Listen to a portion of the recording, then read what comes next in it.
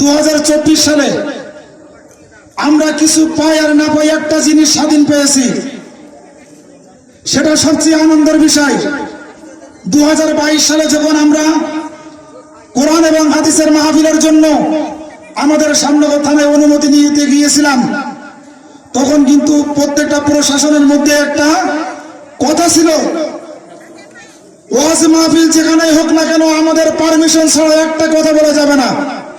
2024 সালে আমরা এমন একটা স্বাধীন রাষ্ট্র পেয়েছি, যে রাষ্ট্রে 2024-এ 5 আগস্টের পর থেকে প্রত্যেকটা আলেম ওলামা কোরআন ও হাদিসের হক কথাগুলো আপনার আমার সামনে বুক খুলে বলতে পারবে।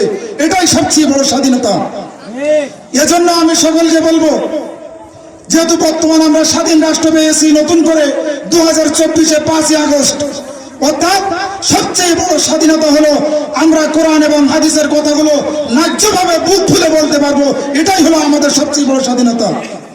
এজন্য এই আন্দোলন যে করে যে সমস্ত ছাত্র ভাইরা মারা গেছে, সকলেই অন্তর খুলে দোয়া করবেন যে বাংলাদেশের ফ্যাসিস্ট স্বৈরাচারকে বিতাড়িত করে কোরআনের রাষ্ট্র যেন আমাদের দেশটা কায়েম হয়।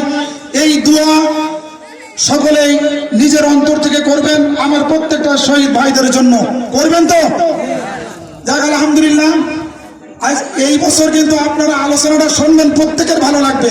কারণ 2024-এ 5 আগস্ট বলে দিয়েছে কোরআনের আলোচনা কি হবে, আর কোন থানার ওসির আন্ডারে নাই। এবার যার যার অধীনে সেই কথা বলবে।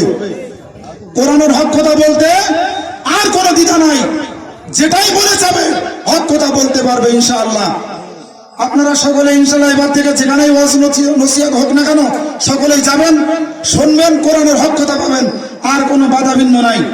এ পর্যায়ে আপনাদের সামনে পবিত্র কোরআন ও হাদিস থেকে অতি গুরুত্বপূর্ণ আলোচনা পেশ করবেন হযরত মাওলানা মুফতি ইয়াসিন আরাফাত সাতক্ষীরা। আমি মুহতারাম ভাইকে কোরআন ও হাদিস থেকে অতি গুরুত্বপূর্ণ আলোচনা পেশ করার জন্য ঔদাত্ত আহ্বান জানাচ্ছি।